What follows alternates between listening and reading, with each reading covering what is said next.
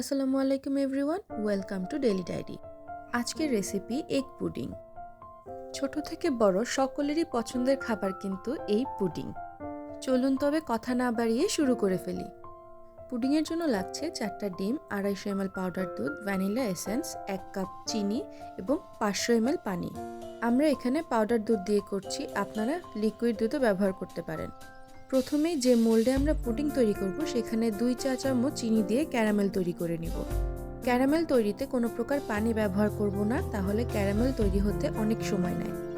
এরকম কালার হয়ে এলে আমরা এটাকে রেস্টে রেখে দিব।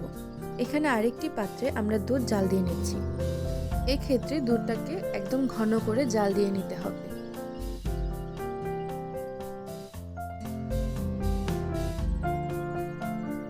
এবার 2টো এলাচ দিয়ে নিচ্ছি, আপনারা এলাচ পাউডারটাও ব্যবহার করতে পারেন।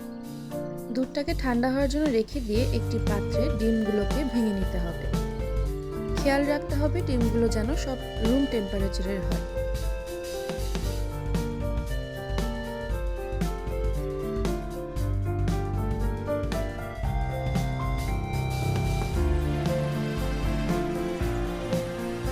ডিম ভালোভাবে ফ্যাটানো হয়ে গেলে এখানে আমরা চিনি অ্যাড করে দিব।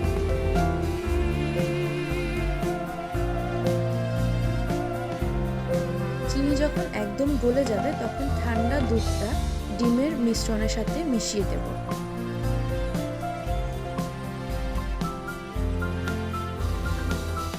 এবার 1 চা চামচ ভ্যানিলা এসেন্স অ্যাড করব।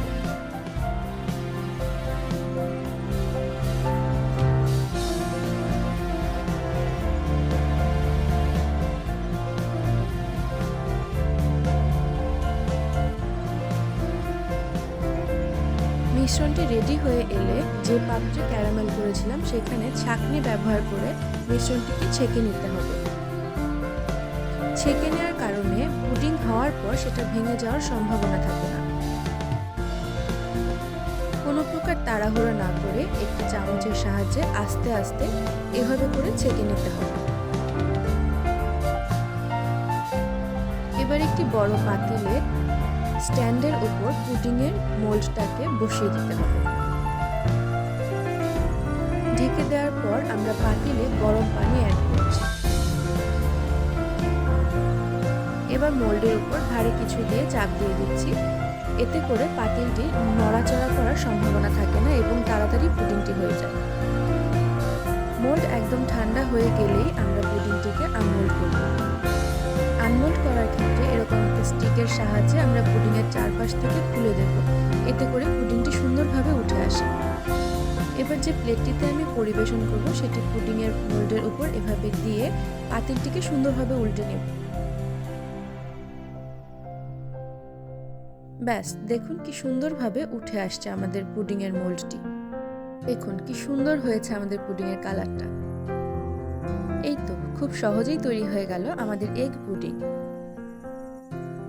দেখেই হয়তো বুঝতে পারছেন পুডিংটা কতটা সফট হয়েছে। দেখতে যেরকম সুন্দর, খেতেও কিন্তু বেশ মজাদার। বাচ্চা থেকে বয়স্ক সকলেরই পছন্দের খাবার এই এগ পুডিং। তাই দেরি না করে আজই তৈরি করে ফেলুন। এতক্ষণ সাথে থাকার জন্য ধন্যবাদ। দেখা হবে পরবর্তী কোনো রেসিপিতে। আসসালামু আলাইকুম।